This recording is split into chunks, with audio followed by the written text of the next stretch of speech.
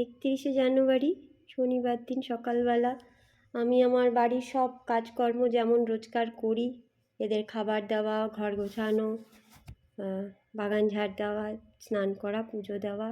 বাগানে আমার এবারে অনেক বড় বড় ফুল ফুটেছে। হ্যাঁ, এই বাড়ির এটাই গুণ যে আমার ফুল কখনো কিনতে হয় না, পুজোর ফুল। তো যাই হোক, আমি আমার কাজকর্ম সেরে বারাসাতে গেছিলাম।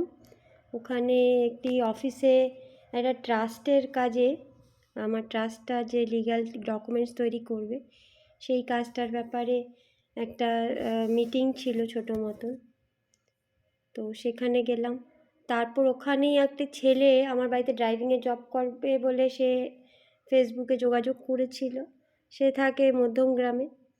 তো তাকে নিয়ে আমি আবার এই মধ্যমগ্রাম থেকে তাকে নিয়ে আমার বাড়িতে আনি।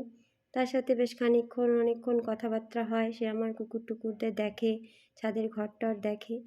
কাজ করবে কি না বলতে পারবো না, বাট এসছিল। তো এটা বলেছিল পরে জানাবে, তো এখন অবধি কিছু জানায়নি। তো এটা হচ্ছে তার পরের দিন, মানে রবিবার দিন।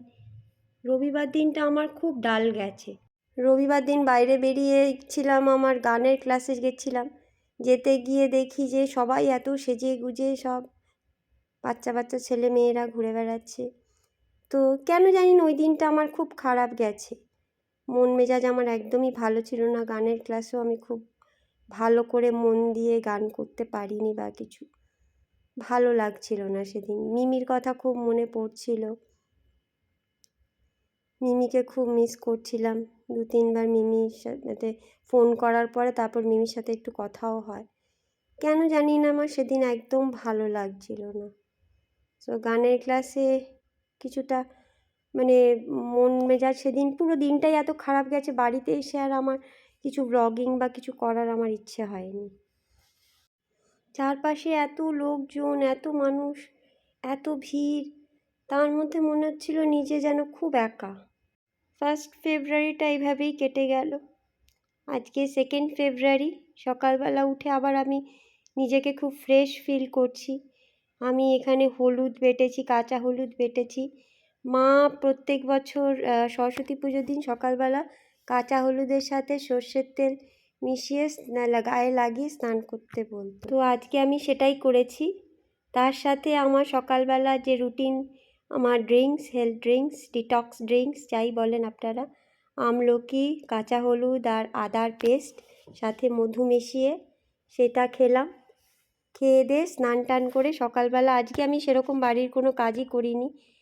আমাকে বলেছিল সকাল 9টার মধ্যে আমার গানের দিদিমণির বাড়িতে পৌঁছতে হবে, উনি আজকে আমাকে নাড়া বাঁধবেন। তো আজকে সেই অনুষ্ঠানটির জন্যেই ওখানে ছুটতে ছুটতে আমি সকাল 9টার মধ্যে সেখানে পৌঁছে যাই। এই দেখুন আমার গানের দিদিমণির বাড়ি, খুব সুন্দর আয়োজন করেছেন। ওখানে আজকে উনি নাড়া বাঁধলেন। আর এটি হচ্ছে ওনার নাতি, গানের দিদিমণির নাতি, কার্টুন দেখতে ব্যস্ত। এই যে আমি প্রসাদ খাচ্ছি, অনেক কিছু খেয়েছি আজকে, সব ভিডিও করা হয়নি। মানে ভোগ প্রসাদ মানে দুপুরের লাঞ্চটা ওখান থেকে করেই খুব আনন্দ করে এই যে আমার গানের দিদি আর একজন শিক্ষার্থী আমরা একসাথে ছবি তুললাম। খুব সুন্দর আজকে লেগেছে ওইখানে। আজকে মনটা মানে কালকে যতটা আমি ডাল ছিলাম আজকে ততটাই ভালো লাগছিল। ওনার বাড়িতে গিয়ে ভোগ প্রসাদ খেয়ে নাড়া বেঁধে ভীষণ পজিটিভ লাগছিল। বাড়িতে ফিরে আমার বাচ্চাদেরকে খাবার দিই, প্রায় আজকে দিতে দিতে অনেক বেলা হয়ে গেছে, 1:30-2 বেজে গেছে। আর এই দেখুন এখানে মোটা হুলোকটা খেয়ে দিয়ে ঘুমোচ্ছে দুপুরবেলা। দুপুর না, এটা প্রায় 4-4:30 সময়কার ভিডিও। ও ঘুমোচ্ছে আর আমি আমার ডগিদের নিয়ে ছাদে আজকে ঘুরলাম। আজকে খুব ফ্রেশ ফিল করছিলাম, ভালো লাগছিল আজকে দিনটা। আশা করি আপনাদেরও সরস্বতী পুজো খুব ভালো কেটেছে। ইনি আমার গুরুমা আশীর্বাদ করছেন আমাকে। আমার ড্রাইভার কাম ডগ কেয়ারটেকার খুঁজতে গিয়ে একটা মানে অভিজ্ঞতা, এই অভিজ্ঞতাটা অনেক বছরেরই, এবারও তাই হয়েছে, তবু আপনাদের সাথে একটু শেয়ার করি। যেটা আমি লক্ষ্য করেছি, একটা হচ্ছে যে কুকুরদের কাজ, যেহেতু আমাদের বাড়ি কুকুরের দেখাশোনা করা, 7টা কুকুর আছে, এই কাজের জন্য লোক নর্মালি আমাদের সমাজে পাওয়া যায় না। ঘর মোছা, বাসন মাজা, কাপড় কাচা, এইসব বিভিন্ন জাতের কাজ পাওয়া যায়, কাজের লোক পাওয়া যায়, বাট ডগ কেয়ারটেকার পাওয়া যায় না। তার উপর আমার আবার একটু অড কাজ, ড্রাইভিংটাও একটু জানলে ভালো হয়। মানে আমার পুরো জীবনটাই তো একটু অদ্ভুত রকমের, তো আমার বাড়ির যে রিকোয়ারমেন্টগুলো একটু অদ্ভুত রকমের। কারণ আমি জানি আমার কুকুরদের খাবার দিতে সারাদিনের বেশি সময় লাগে না, মানে ম্যাক্সিমাম 2-3 ঘন্টার কাজ সারাদিনে। বাকি সময়টা জাস্ট ওদেরকে ঠিক আছিস, একটু এরকম টাইপের করলেই হয়ে যায়। তো সেক্ষেত্রে সে তার মানে যে লোকটি কাজ করবে তার অনেকটা সময় হাতে থাকবে, সে যদি টুকটাক আমার একটু হেল্প টেল্প করে দেয়, মানে বিশেষ করে গাড়ি চালানোটা। আমার গাড়িটা তো এমনি তো আমি বিক্রি করতে পারবো না, তো পড়ে পড়ে নষ্ট হচ্ছে, তো মাঝে সাঝে চললে আমার একটু সুবিধে হয়। এবার যেটা হয়েছে বা হয় আমার সাথে, আমার জীবনে একটা জিনিস আমি লক্ষ্য করেছি, আমি যে কোনো কাজই করতে যাই প্রচুর বাধার মধ্যে দিয়ে আমি চলি। হ্যাঁ, যে কোনো কাজই স্মুথলি হয় না। আমি যখন মানে আমার পড়াশুনো করেছি, তখন আমার মানে এমন হয়েছে আমি সারা বছর ভালো আছি। ঠিক উচ্চ মাধ্যমিকের সময়, উচ্চ মাধ্যমিক পরীক্ষার মাঝখানে আমার হাম হয়। তো এরকমইভাবে তার মধ্যে দিয়েও আমি উচ্চ মাধ্যমিক মোটামুটিভাবে আমি পাশ করে যাই। তো প্রত্যেকবারই কিছু না কিছু আমার লাইফে এরকম স্ট্রাগলের মধ্যে দিয়ে গেছে। চাকরি পাওয়া, প্রথমে আমি খুবই মানে কয়েক বছর চাকরির শুরুর দিকে আমি খুব স্ট্রাগল করেছি। মানে ঠিকঠাক যে কাজটা করতে চাইছি সেটা পাচ্ছি না। মাইনের কথা ছেড়ে দিন, ফ্রেশাররা তো মাইনের ব্যাপারটা চুজই করতে পারে না, কিন্তু অ্যাটলিস্ট যে ফিল্ডে আমি যেভাবে চাইছিলাম যে কাজটা করব আমি সেভাবে পাচ্ছিলাম না। তো সেইগুলো হয়েছে, কিন্তু যাই হোক আস্তে আস্তে সাকসেস পেয়েছি। তো এইবারেও আমার প্রত্যেকটা ক্ষেত্রে এই যে যেমন ধরুন এখন এই যে ট্রাস্ট ডিড করার জন্যে প্রায় আজকে বলতে নেই, প্রায় অলমোস্ট আমি 9 করে বোধহয় 3-4 মাস হবে, 3-4 মাস ধরে আমি চেষ্টা করছি, বিভিন্ন লোকের সাথে কথা বলছি, কিন্তু আমার ট্রাস্ট ডিড তৈরি হচ্ছে না। কেউ 2 মাস ওয়েট করিয়ে করলো না কাজটা, কেউ জানে না, কেউ এটা কেউ সেটা, এরকমভাবে অলমোস্ট বোধহয় আমার মনে প্রায় 6-7 জনের সাথে আমি কথা বলেছি। এই লাস্ট এবারেও মধ্যমগ্রামে গেলাম, মধ্যমগ্রাম না, বারাসাতে একজনের সাথে দেখা করে এলাম। দেখা যাক সে এবার করতে পারে কি না। মানে বিভিন্ন লোকে বিভিন্ন রকমের ভাবে হচ্ছে ব্যাপারটা। তারপরে আমার মানে যে কোনো কাজই করতে, ট্রাস্ট ডিটের ব্যাপারটাই বলুন হলো এরকমভাবে, কবে হবে এখনও জানি না। মানে এই যে আমার হেল্পার, ড্রাইভার কাম ডগ কেয়ারটেকার, এটা যেটা হচ্ছে দুজন এলো, এই অবধি দুজনেই দেখলাম যে খুব ইন্টারেস্টেড, কিন্তু যেটা হয় বাড়ির লোকেরা, এরা যখন বাড়িতে গিয়ে বলে যে আমি এই কাজটা করব, এরা হয়তো কুকুর ভালোবাসে, আমি দেখলাম যে দুজন এসেছিলো তারা কুকুরদের সাথে মোটামুটি ভালোই ফ্রেন্ডলি, এসেছিলো ওদের সাথে মানে মিশলো, আদর করলো, সব ঠিকঠাকই ছিল। এবং আমার বাড়ি ঘর দোর, আমার ছাদের ঘর সবই এদের কিন্তু পছন্দ হয়ে গেছে, এখান থেকে পজিটিভ হয়েই ওরা যায়। কিন্তু বাড়িতে গিয়ে যেটা হয়, বাড়িতে বাবা মাকে গিয়ে বলে, এবং বাবা মা বলে ও বাবা কুকুরের কাজ, লোম ঢুকবে তোর পেটে, তারপরে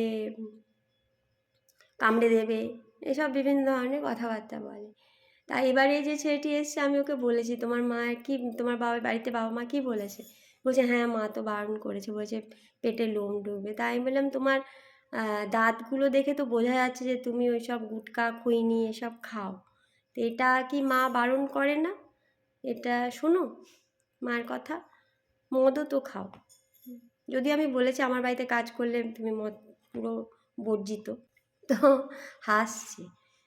তা ব্যাপারটা হচ্ছে এটাই, আমি একটা জিনিস বলি, আমার মাও বলতো, আমার যদি ছোটোবেলায় আমার যখন হাম হয়েছিল, আমার হামগুলো না মানে আমার এটা উচ্চ মাধ্যমিকের সময় হয়েছে, আমার হাম নর্মালি গায়ের যে র্যাশ হিসেবে বেরোয় আমার সেটা বেরোয়নি, আমার বেরিয়েছিল গলার ভেতরে, সেটা কেউ বুঝতে পারেনি, আমিও বুঝতে পারি। আমি কিছু খেতে পারছি না, হঠাৎ করে গলা ফলা জ্বালা করছে, ডাল খেতে যাচ্ছি জ্বলে যাচ্ছে গলা, এরকম জ্বর গায়ে। তো আমার বাবা প্রথম এটাই ছিল যে ডিপথেরিয়া হয়েছে, বেড়ালঘাটে ডিপথেরিয়া হয়েছে, গলা খারাপ হয়ে যাবে। এইটাই হয়েছিল, কিন্তু লাস্টে যাই হোক শেষ অবধি ধরা পড়ে যে আমার হাম হয়েছিল। এবং সবার হাম বাইরে বেরোয়, আমারটা বাইরে না বেরিয়ে শরীরের ভেতরে বেরিয়েছিল। তো এটা হলো। তারপরে আমার বিয়ের পরে আমার বেবি হতে বছর 2-1 মতন দেরি হয়। সেটাতে আমার মার বক্তব্য ছিল যে বেড়ালের লোম থেকেই আমার বেবি হচ্ছে না। আমার মার ধারণা ছিল তার দেখা নাকি বেশ কিছু মানুষ আছে যাদের বাচ্চা হয়নি এবং তারা প্রত্যেকে বেড়াল পুষত। তো আমার মার মধ্যে একটা ধারণা ছিল যে বেড়াল পুষলে বাচ্চা হয় না। তো আমার ক্ষেত্রে সেটাও মানে ফললো না আর কি। তা আমি বলি মানুষের মধ্যে এইসব ধারণাগুলো আছে যে কুকুর থেকে কুকুর কামড়াবে, এই হবে সেই হবে। দেখুন, প্রথম কথা হচ্ছে কুকুর কামড়াতেই পারে, সে অ্যাগ্রেসিভ কুকুরও কামড়াতে পারে, অ্যাগ্রেসিভ মানুষও কামড়াতে পারে, পাগল টাগলরা কামড়ে দেয়, তারপরে বাঘসিংহ তো কামড়াতেই পারে। কিন্তু বেসিক্যালি যেটা হচ্ছে কুকুররা হচ্ছে গৃহপালিত পশু। গরু, কুকুর, ছাগল, ভেড়া এরা হচ্ছে নর্মালি মানুষের বন্ধু, এরা গৃহপালিত পশু, মানুষের সঙ্গে থেকে অভ্যস্ত। এদের থেকে যে যে রোগগুলো হয় সেটার মধ্যে একটি রোগ মানে ওদের থেকে মানুষের হয়, সেটা হচ্ছে র্যাবিস, এবং সেটার ভ্যাকসিন আছে। আমার বাড়ির কুকুর প্রত্যেকের ভ্যাকসিন দেওয়া। আর রইল বাকি লোমের গল্প। হ্যাঁ, এবার কথা হচ্ছে যে আমরা যেভাবে মানে এই যে রাস্তায় বেরোই, তাতেও আমাদের ভেতরে অনেক রকমের হাওয়ার থ্রুতে অনেক রকমের পলিউশন আমাদের নাক দিয়ে শরীরের ভেতরে প্রবেশ করে, এবং সেটার জন্যে প্রত্যেকটা মানুষের একটা ইমিউনিটি সিস্টেম আছে। তো বাড়িতে কুকুর বেড়াল থাকলেও টুকটাক লোমের মানে হতেই পারে। এবার যাদের অ্যালার্জি আছে তাদের ব্যাপার আলাদা, কিন্তু নর্মাল একটা মানুষের ইমিউনিটি যা হয় তাতে কুকুর বেড়াল থেকে খুব একটা অসুবিধে হয় না। অন্তত আমি তো দেখুন ক্যান্সার পেশেন্ট হিসেবে বলছি, আমার ইমিউনিটি তো সব থেকে কম, আরও কম, যেহেতু আমি কেমোথেরাপি, রেডিয়েশন এসব নিয়েছি। সো আমার ক্ষেত্রেও যখন এটা সমস্যা হয়নি, কাজে এটা একটা বিশাল বড় ইস্যু না। তবে হ্যাঁ, কয়েকটা জিনিস মেনটেন করা দরকার, যেমন হাত ধুয়ে খাবার আগে হাত ধোয়া, এবং এই কয়েকটা জিনিস মেনটেন করা, হ্যান্ড ওয়াশ দিয়ে ভালো করে হাত ধোয়া, কুকুর ধরে হাত ধোয়া, এইসব জিনিসগুলো যদি আমরা ঠিকঠাকভাবে মেনটেন করি এবং ওদের প্রপার ভ্যাকসিনেশন, ওদেরকে ক্লিন রাখা এবং নিজের বাড়িঘরদোর ক্লিন রাখা। আমি দেখেছি অনেকের বাড়িঘর এত নোংরা হয়, সেখান থেকে এমনিতেই ইনফেকশান ছড়িয়ে যেতে পারে। প্রচণ্ড নোংরা কারোর বাথরুম আমি দেখেছি, কিছু মানুষের তাদের বাড়িতে কুকুর বেড়াল নেই তা সত্ত্বেও। সো ব্যাপারটা হচ্ছে যে ক্লিনলিনেস, হাইজিন এগুলো মেনটেন করাটা খুব ইম্পর্টেন্ট। কুকুর বেড়াল থাকুক বা না থাকুক সেটা ম্যাটার করে না।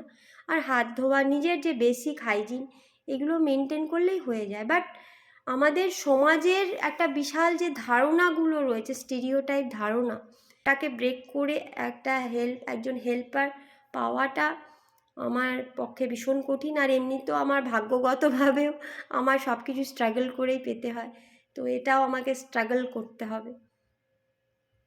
তো আমি বুঝতে পারছি, দেখা যাক কী হয় শেষ অবধি। তো আশা করি আপনাদের সরস্বতী পুজো ভালো কেটেছে। কেমন কেটেছে অবশ্যই কমেন্ট সেকশানে আমাকে জানাবেন।